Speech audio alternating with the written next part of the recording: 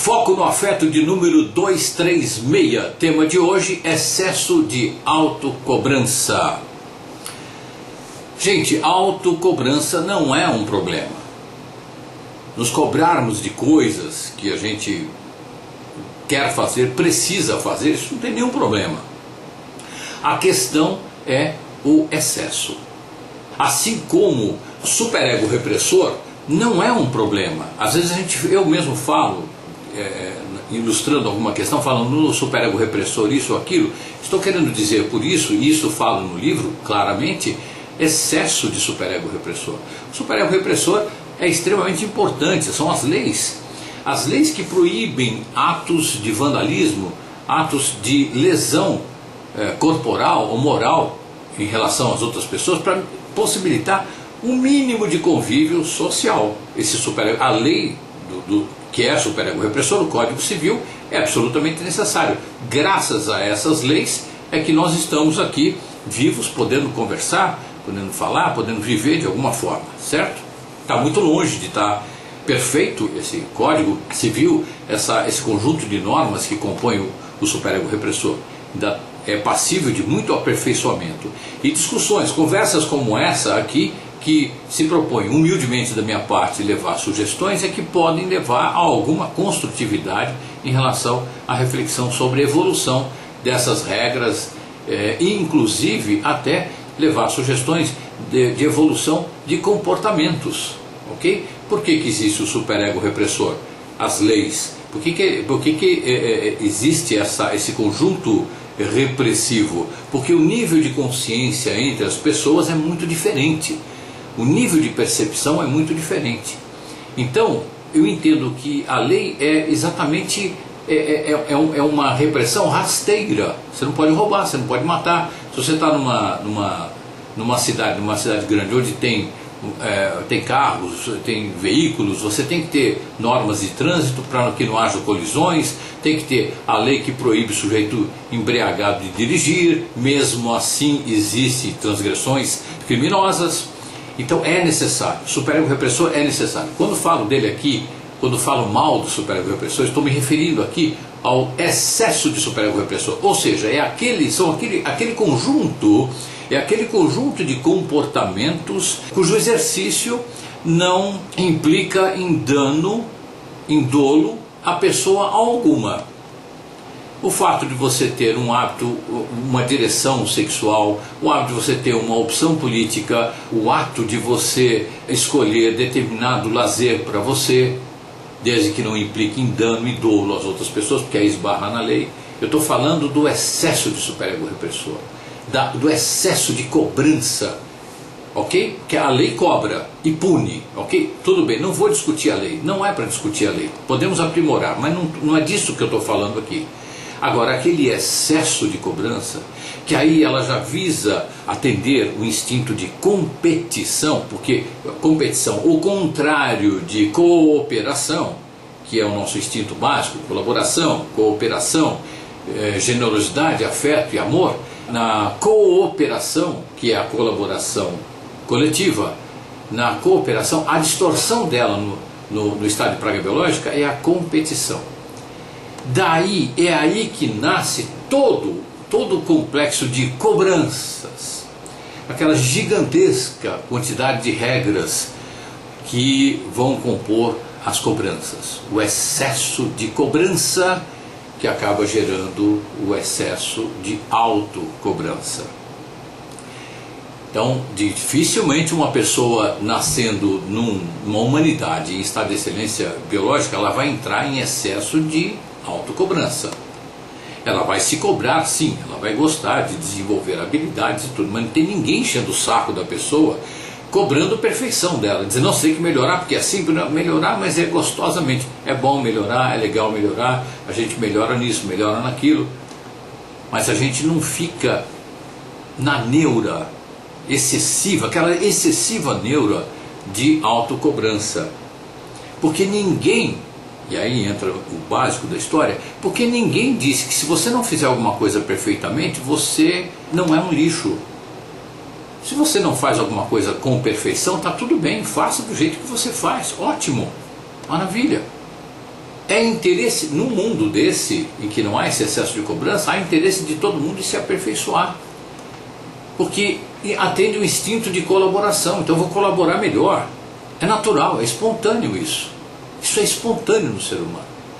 Passa a ser um problema quando a minha colaboração nunca é suficiente. Quando o meu jeito de colaborar é diferente do jeito da pessoa que eventualmente manda em mim ou me influencia, e aí essa pessoa me desqualifica porque o meu jeito é diferente do dela, eu tenho que render mais ou tanto quanto ela, ou de um jeito diferente, do jeito que ela acha que eu tenho que render. E sou punido por não atendê-la, por não fazer as coisas do jeito que ela pede, mas entre aspas ela impõe. Aliás, ela entre aspas pede, de verdade ela está impondo. Ah, seria muito bom se você fizesse as coisas direitinho, não? Porque do jeito que você faz, tudo bem, tolera-se, não é? É irônico, totalmente irônico, meu Deus, está te desqualificando, não é? Está te dando a noção de insuficiência, de incapacidade para conviver, cooperar, colaborar saudavelmente no grupo. Está te desqualificando, te isolando do grupo. Então você se desenvolve você cresce completamente desprezado, vamos dizer assim, com a noção de que você é incompetente para colaborar no grupo, porque você não faz isso, não faz aquilo, você tem o seu jeito. O seu jeito é muito bom, desde que olhado por um olhar não tirânico, não projetivo, e que perceba você como você é e aceite você como você é. Esse é um olhar mais sábio, que vai naturalmente perceber que você não age de acordo com a maioria ou de acordo com muitas pessoas, não age semelhante a muitas pessoas, mas o seu jeito de agir, o seu jeito de fazer é bom, é saudável, é legal. A pessoa sábia que te olha vai dizer, bom, você não faz as coisas de forma muito parecida com a média das outras pessoas, mas o seu jeito é legal também. É uma forma diferente de fazer. Em algum momento esse seu jeito é o jeito que tem que ser. Não. Essa pessoa tirânica, tacanha, burra, projetiva, com a viseira, né, burra com perdão aos burros, tadinhos bichinhos, né? Burro no sentido de pouca percepção, ignorante, né? Essa pessoa ela vai olhar para você à luz, não é nem do que ela pensa, porque o que ela pensa não é o que ela pensa, é o que a fizeram pensar. Quem reprime, quem te coloca em estado de débito infinito, você está sempre no vermelho, e sabe que vai estar sempre no vermelho, quem te coloca são pessoas que não estão vivendo a si próprias. Elas são porta-vozes daquele conjunto de repressões a que elas foram submetidas também e aceitaram, engoliram. Então elas têm a mesma questão de rejeição, elas têm toda a questão de sensação de inutilidade, de serem um lixo, só que elas brigam com o mundo. De que forma? Elas têm raiva delas mesmas por terem aceito esta repressão e não terem tido a grandeza ou percepção, não é ir contra, mas de ir a favor de si próprias. Então o que elas fazem? Elas pegam o primeiro imperfeito, a primeira pessoa que não faz as coisas como o padrão manda e desconta a raiva dela, mas com todo ódio, com toda a força destrutiva. Dá para ver aí, né, que as pessoas que entram em excesso de autocobrança têm aqui dentro o excesso de superego repressor. Isto sim, excesso de superego repressor, ou seja, uma cobrança inútil, uma cobrança descabida. Não precisa reprimir em excesso.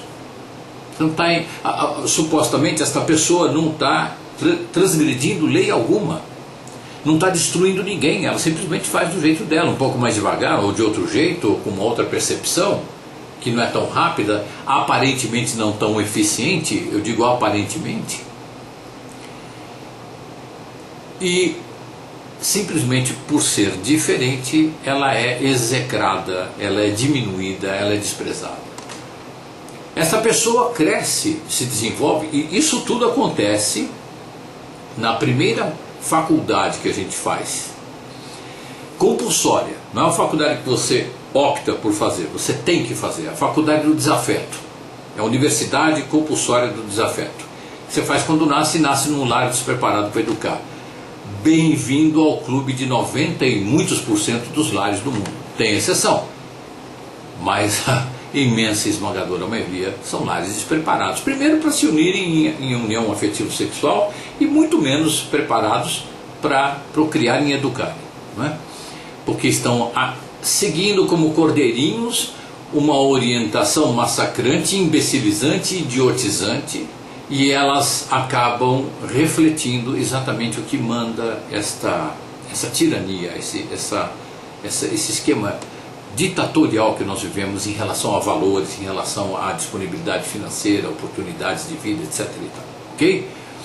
Então são pessoas que não perceberam que podem, por autoconhecimento, se libertarem dessas coisas. Podem entrar em estado de excelência biológica no que se refere ao comportamento humano e viver em paz. Não precisa brigar, trabalha, tem emprego, faz isso, faz aquilo, mas é tudo com autoconhecimento, com percepção, com lucidez. Então, esta pessoa que cresce, faz a universidade do desafeto, num lar comum, vamos dizer assim, aí dá para dizer lar padrão, ela cresce, não tem como não ser influenciada, não tem como. Como é que com 2 anos de idade você vai ter uma reflexão filosófica, existencial, em relação a seus pais? Impossível, não dá. Aquilo entra em você, mas sem filtro nenhum. Aquilo é cravado no teu inconsciente, no teu corpo. Todo o condicionamento vai para o corpo. William Reich, o grande psiquiatra, médico, pai da terapia corporal, muito mais do que isso, um grande cientista. O que vocês puderem ler de William Reich, gente, leiam. Estamos perdendo tempo se a gente não está lendo William Reich. No YouTube tem documentário sobre ele. Leiam. Então, todas essas influências que são cravadas sem a menor capacidade da gente de questionar na infância, aquilo fica lá dentro. Você é formado assim, universidade, eu chamo de universidade do desafeto. Você cresce com todas essas mazelas. Aí, quem chega à adolescência sem excesso de autocobrança, ou é iluminado, transcendeu o ego está lá, bonitinho, não é que esqueceu o ego iluminado, é o ego que está como ferramenta da sabedoria, está conectado na sabedoria, ou então nasceu num lar exceção, num lar excepcional, para bem, para a saúde. Então, quando chega aos 13 anos, não entra na idade da revolta.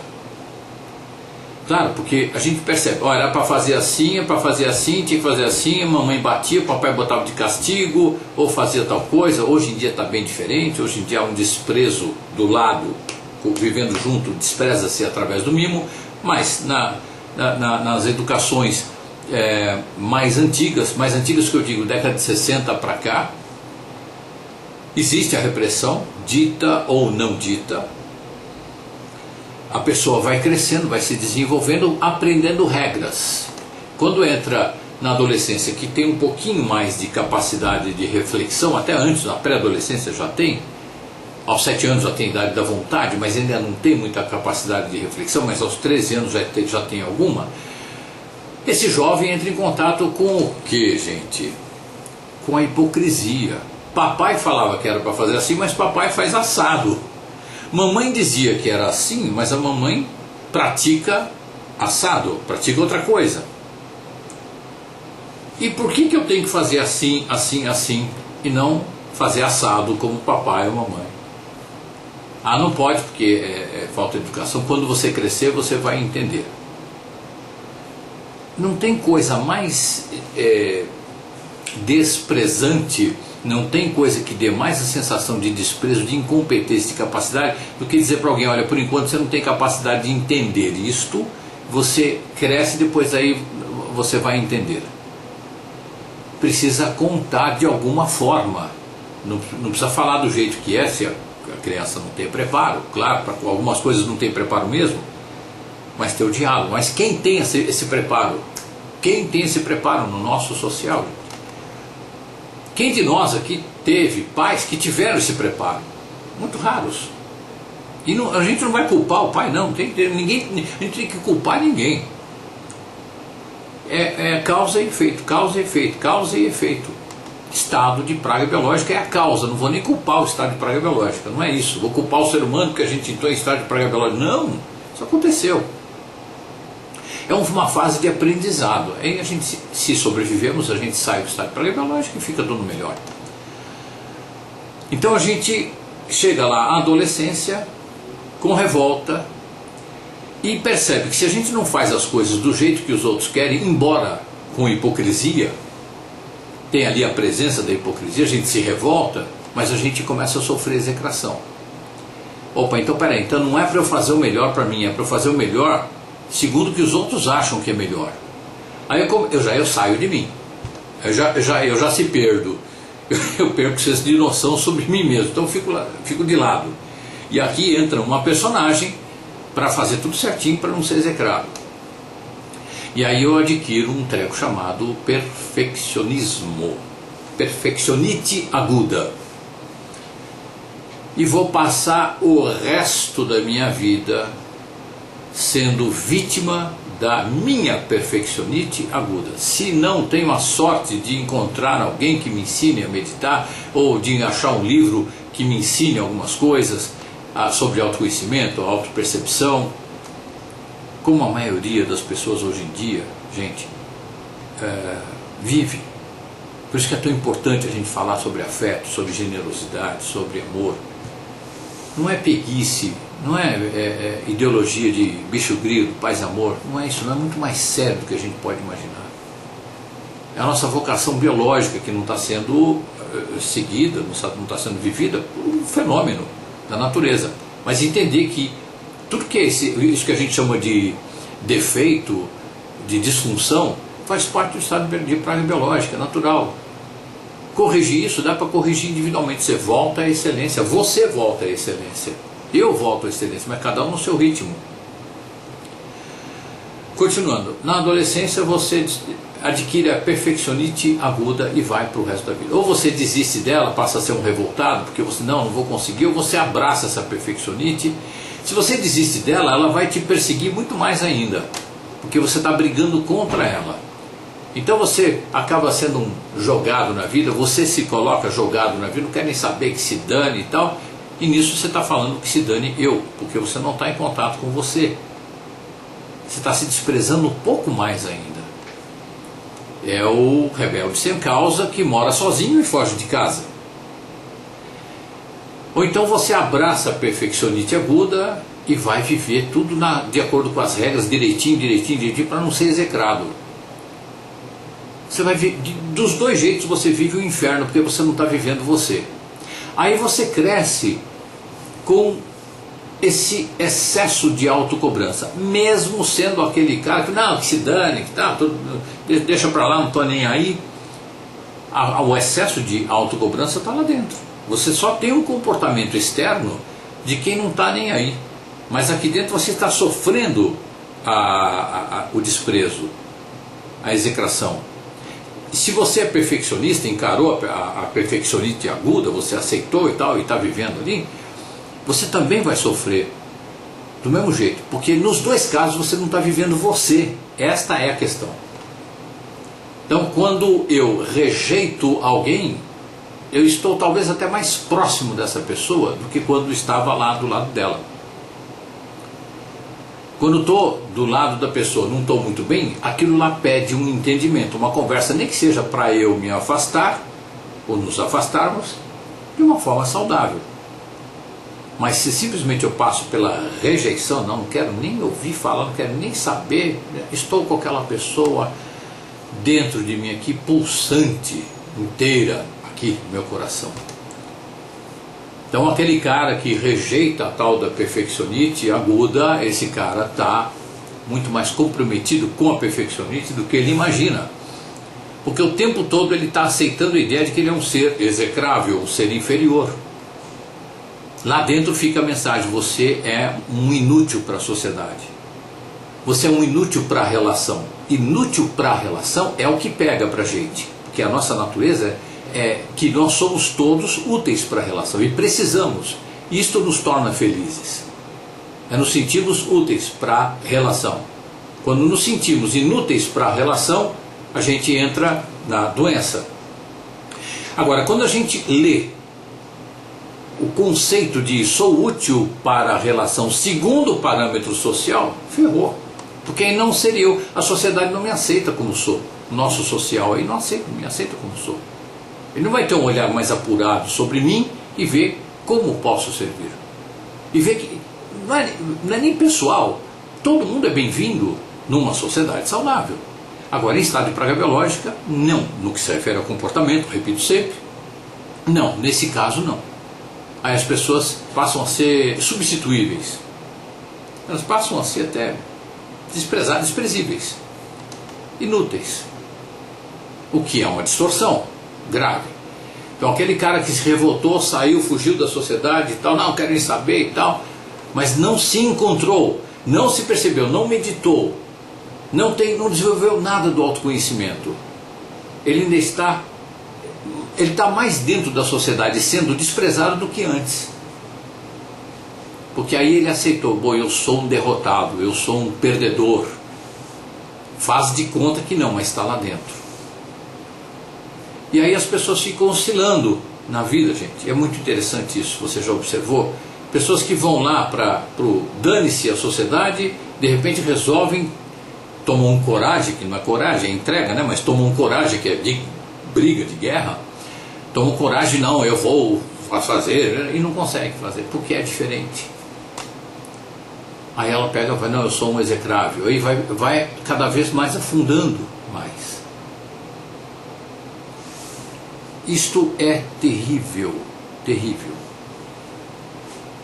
Quando chega um ponto na vida de qualquer um que está abraçando o perfeccionismo, a perfeccionite aguda imposta pela sociedade, ou o cara que dane-se, ele parou de se cobrar e depois volta a se cobrar, quando chega nesse ponto, a autocobrança é gigantesca.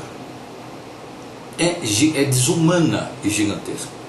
É desumana porque qualquer coisa que feita dentro dos parâmetros comportamentais do estado de praga biológica, ou seja, indiferença, competição, ganância, hostilidade, desamor, qualquer coisa, qualquer ato desse é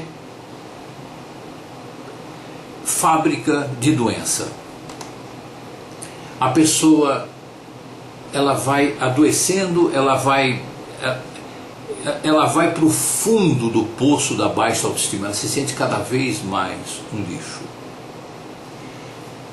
Então muitas vezes ela fala: bom, vamos ver aqui, quando não aguenta mais, quando está de saco cheio, sendo perfeccionista, tendo aceito lá a perfeccionite aguda, tendo recusado, tendo fugido disso, de qualquer jeito ela cai. Porque o perfeccionista que está lá na perfeccionite aguda, ele nunca vai satisfazer a sociedade. Ele também vai viver frustrado o tempo todo. Ele vai dar de si, nunca é suficiente. E as pessoas que o ensinaram a compulsão do perfeccionismo, que fizeram com que essa pessoa entrasse na doença da perfeccionite aguda, essas pessoas vão estar morando na cabeça dessa pessoa o tempo todo. Porque ela não entrou nos próprios valores, ela está nos valores da sociedade. O outro está brigando com os valores da sociedade. Percebe? Tudo em função dos valores sociais, mas não da percepção de si próprio. Não há ainda autoaceitação, porque não há autopercepção, não há autoconhecimento. Não posso aceitar uma coisa que eu não conheço. Ok? E o que eu conheço é inaceitável por mim, que são regras impostas para eu ser uma coisa que eu não sou. É louco, é doido isso. Não tem como chegar normalzinho nisso aí não. É pirante mesmo. Aí quando você começa a entrar, digamos que você começa a entrar na meditação, começa a ter alguma ideia de autoconhecimento, isso não sai da tua cabeça logo não.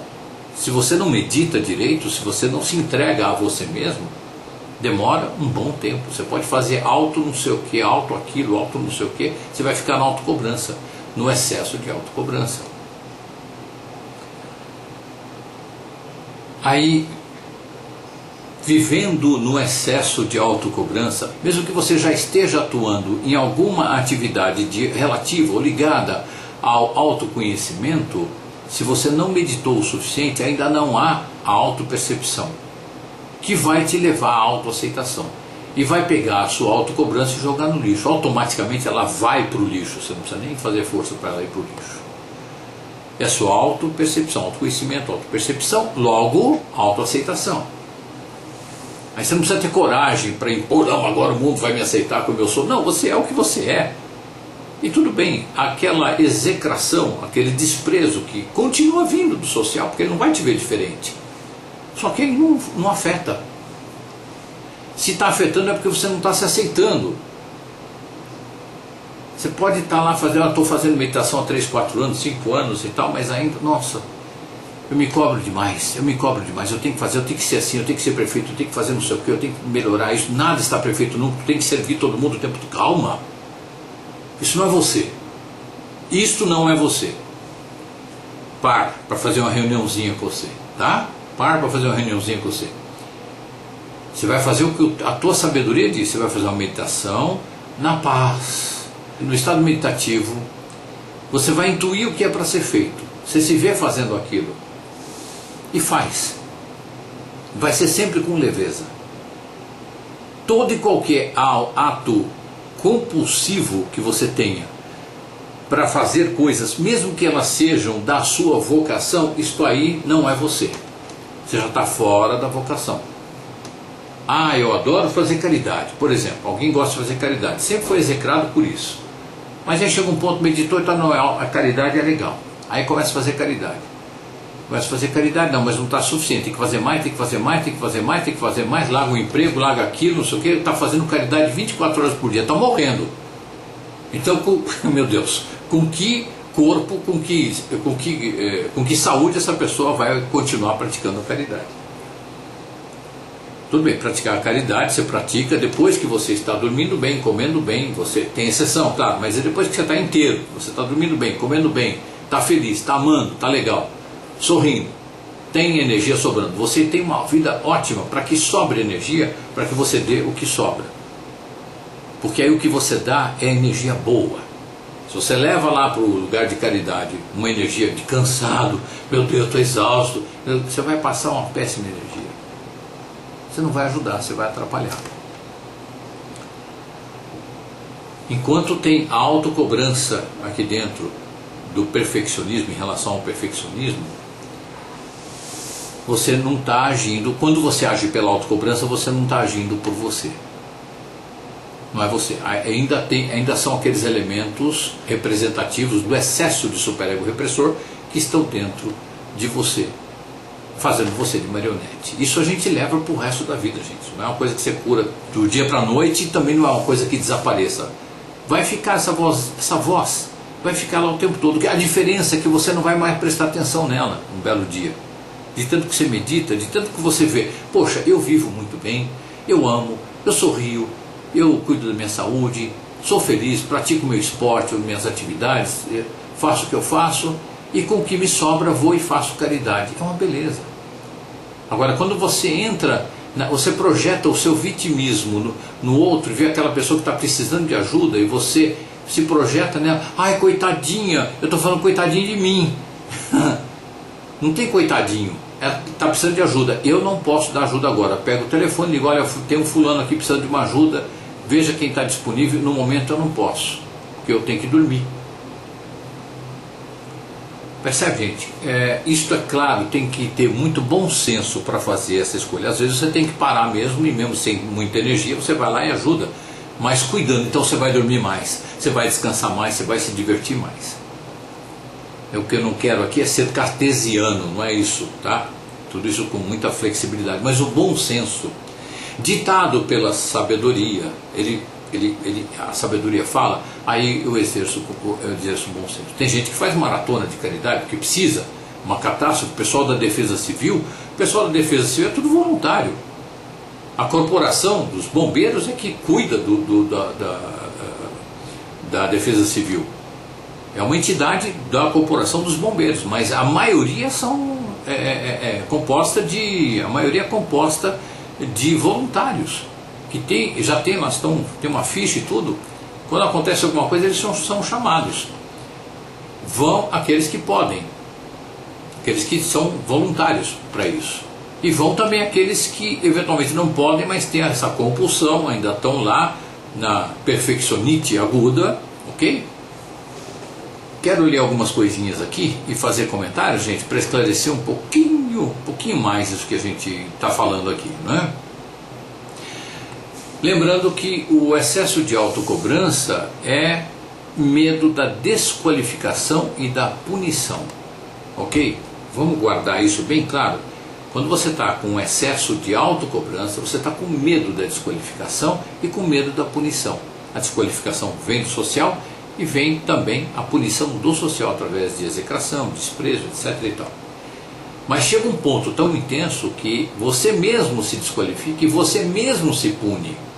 Meu Deus, isto acontece. Quando chega nesse nível, então é hora de parar, tem que parar. Parar e meditar. Entrar em contato com você mesmo, porque o parâmetro está vindo de fora e não é para vir de fora, é de dentro. Esse medo de desqualificação e de punição, ele vai do receio, começa com receio. Você tem receio de desqualificação e de punição. Aí vai passando, vai aumentando, passa pelo medo. Aí ele vai aumentando, ele vai passar pelo pavor de autocobrança e de desqualificação. Aí ele chega ao pânico. E aí uma coisa muito interessante, gente. Nesse estágio em que o meu medo de desqualificação e de punição, que acaba gerando excesso de autocobrança, eu vivo na perfeccionite aguda, nesse estágio a pessoa pode desenvolver uma imensa compulsão por controle sobre tudo. A pessoa passa a ser controladora. Eu vou falar, ela acaba virando uma pessoa, entre aspas, perfeita. Aquela que não erra nunca e que vive cobrando todo mundo. Eu vou falar em seguida aqui sobre esse perfil, que não é muito incomum não. Nesse estágio a pessoa pode desenvolver uma imensa compulsão por controle sobre tudo, porque ela quer controlar a si própria e não pode ver nada fora da ordem, porque já ficou ali um pânico, já virou uma patologia. Isso pode chegar àquele transtorno chamado TOC, transtorno obsessivo compulsivo. A pessoa que tem TOC, ela tem uma obsessão por fazer tudo direito, perfeito. Então a pessoa, no caso dos extremos que a gente já ouve falar na mídia, ou tem livros também, lê em livros, a pessoa levanta da cama, ela tem que levantar direito. Como é que é levantar da cama direito? Tem que levantar o lençol assim, ele tem que dobrar um tanto assim, para descobrir as pernas e tudo, e a partir daí eu me movimentar direito, ficar sentado na cama e depois ficar em pé, calçar um chinelo, alguma coisa, se for o caso, e ficar de pé. Ah, não deu certo porque eu não vi o travesseiro. Então peraí, então vou deitar de novo, me cubro, aí vou, tiro o lençol, levanto, dou uma arrumada no travesseiro e ponho os pés no chão. Não, mas eu botei primeiro o pé direito, tem que colocar os dois pés juntos. E aí a pessoa fica um dia inteiro levantando da cama. Isso é um exemplo, existe um exemplo simples, existe. Porque a pessoa, ela precisa fazer tudo perfeito. Tudo isso nasce lá do excesso de autocobrança, que foi importado através da perfeccionite aguda que me foi imposta de alguma forma em algum momento da minha vida por um convívio com alguém a quem atribui autoridade e que disse que eu sou imperfeito, que eu tenho que ser imperfeito, e eu aceitei. Só que isso, para chegar nesse ponto, a coisa tem que ter um volume muito grande. Como nasce o nosso excesso de autocobrança? E aqui vem, gente, um alerta em relação a certos convívios que a gente tem, que acabam nos levando, porque não é só no nascimento, lá na família. Você pode conhecer alguém aí na vida que de repente se atribui autoridade, você atribui àquela pessoa qualidades, e você acaba meio que virando subserviente, um servo, um seguidor daquela, incondicional daquela pessoa, você não questiona nada, aquela pessoa inquestionável. Quando você começa a olhar para uma pessoa e essa pessoa é inquestionável, você tem que se questionar. Porque todo mundo é questionável, mas deve ser questionável por todos nós. Para que a gente não... Porque quando eu olho para uma pessoa, aquela pessoa é inquestionável, não questiono nada daquela pessoa, tudo que ela fala é perfeito, é sempre perfeito. Então aí eu estou esquecendo de mim. Sabe por quê? Porque ela pensa por mim. Eu não penso, mas ela pensa por mim. Espera aí um pouquinho, como é que é assim? Ela fala coisas que me fazem descobrir coisas em mim. Aí eu sinto em mim, no meu coração, que o que ela fala bate aqui e eu melhoro. Aí, beleza. Agora, se ela fala para fazer isso, eu faço. Se ela fala para fazer aquilo, eu faço. Como tem muitas religiões que fazem isso, e pessoas que se deixam levar por isso, então aí já é caminho patológico, né? Então, como é que nasce o nosso excesso de autocobrança? Por influência das pessoas, entre aspas, perfeitas. O que são essas pessoas perfeitas? Existem pessoas perfeitas, entre aspas. A pessoa perfeita, sempre entre aspas aqui, faz tudo certo sempre, cumpre seus deveres à risca e chega na hora certa. A pessoa perfeita se resigna e renuncia a seus prazeres e fantasias por considerá-los loucura, pois isso a levaria à vulnerabilização e a tornaria alvo da autocrítica feroz e possível humilhação exterior. A pessoa perfeita é muito rigorosa, é simpática por rigor, ela é cordata por rigor, ela faz concessões por rigor, para não passar por inflexível. É religiosa por temor, geralmente escolhe esses clubes de fidelidade religiosa. Ela se casa por rigor, ela gera filhos por dever, ela realiza o seu trabalho com perfeição por rigor e por julgar ser esta nada mais que a sua obrigação. A pessoa perfeita não olha, ela observa criticamente tudo que os outros fazem e contabiliza. A partir desta contabilidade, ela estabelece juízo de valor sobre os outros. A pessoa perfeita sempre faz e aconselha o lógico e o racional. A pessoa perfeita está acima da crítica, porque não faz absolutamente nada errado. A pessoa perfeita não dá colo, ela dá bronca. Está lá você, por exemplo, você está se engasgando com alguma coisa que você comeu, você convive com uma pessoa perfeita, entre aspas, você está lá, você comeu alguma coisa, você se engasgou, e não tem pior situação, gente, que você está engasgado, alguém querer conversar com você. Com o que você engasgou? Você está engasgado, não dá para falar. Mas é a pessoa que só pensa nela, ela acha que você tem que dar uma satisfação. Por que você engasgou? Eu estou preocupado com você. Você está lá engasgado, não dá para falar. E a pessoa está perguntando por que você engasgou. Você engasgou, está lá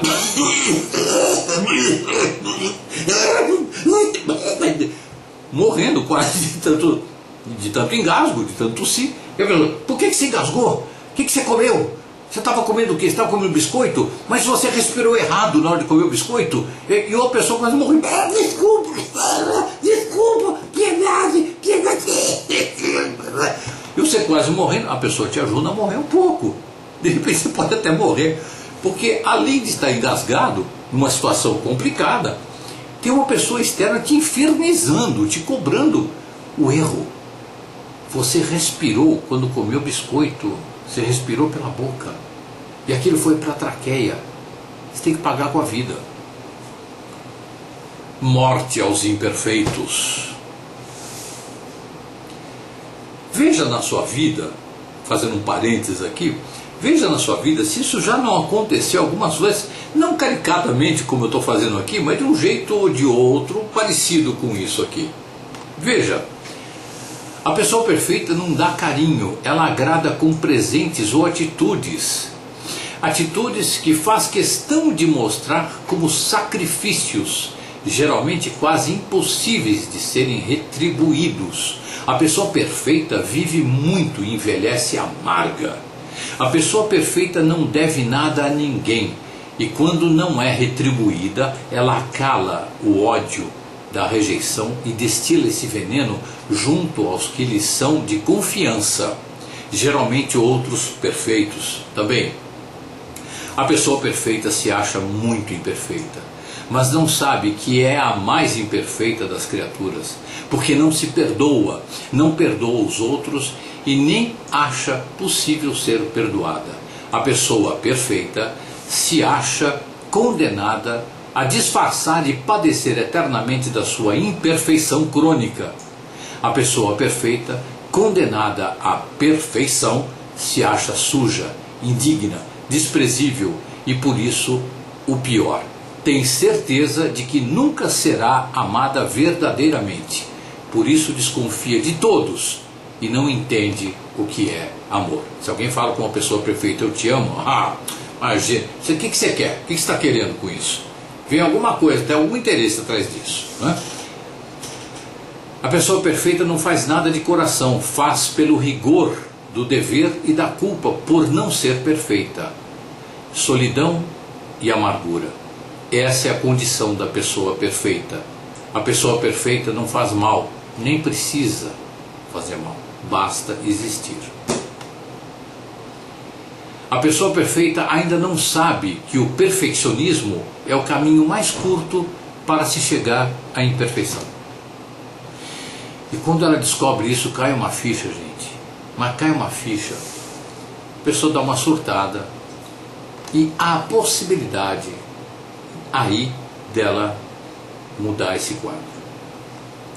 Agora, esta pessoa perfeita é a que causa pessoas que sofrem de perfeccionismo agudo e, portanto, excesso de autocobrança. Porque as pessoas perfeitas também foram formadas pessoas perfeitas porque houve antes dela uma pessoa que a instigou por coerção ao perfeccionismo. Então ela sofre de perfeccionite aguda. E quando ela consegue negar-se a tal ponto, ela se torna essa pessoa perfeita. O sonho de consumo da pessoa que se cobra em excesso é a perfeição. Ela herdou a compulsão pela perfeição de alguma pessoa perfeita. E agora, gente, eu quero trazer a minha humilde sugestão de solução para esse quadro. Se você é uma pessoa perfeita, e quem de nós não é um tanto? Se você é uma pessoa que tem excesso de cobrança, e quem de nós não tem isto? Preste bem atenção, porque poderá servir para você. A santa repressão de cada dia, ela está em cada um de nós, pobres, civilizados, convictos, alojada como um vírus, ora adormecido, ora desperto e devastador. Em cada músculo, em nossos conflituosos diálogos silentes, atuando como interlocutor, arauto da monarquia absolutista de Sua Alteza, o excesso de superego repressor.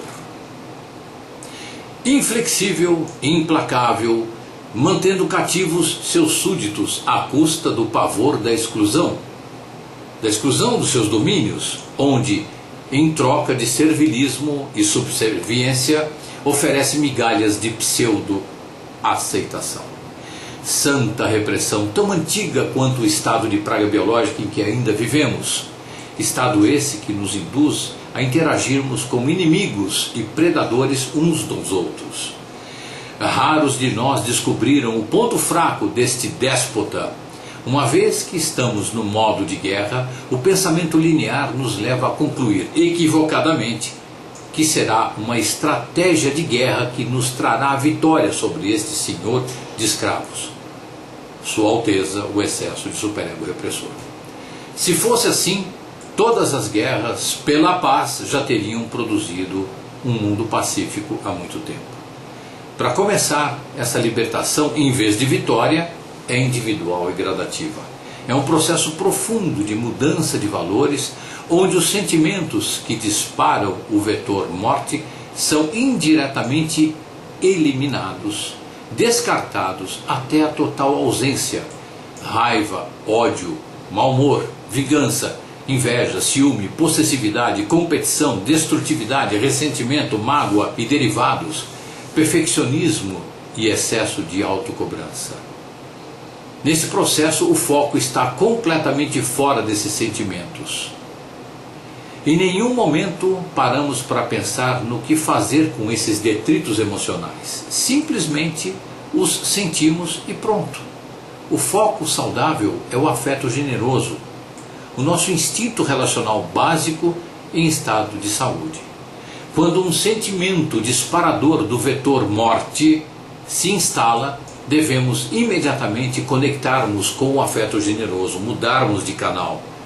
Literalmente, mudarmos a frequência interna através da respiração, da meditação, do canto, da dança, etc.